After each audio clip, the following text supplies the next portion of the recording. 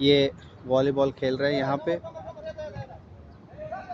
ये टोटल जो है इंडोनेशियन है। ये वॉलीबॉल की मैच चल रही है इन लोगों की। ये देखो,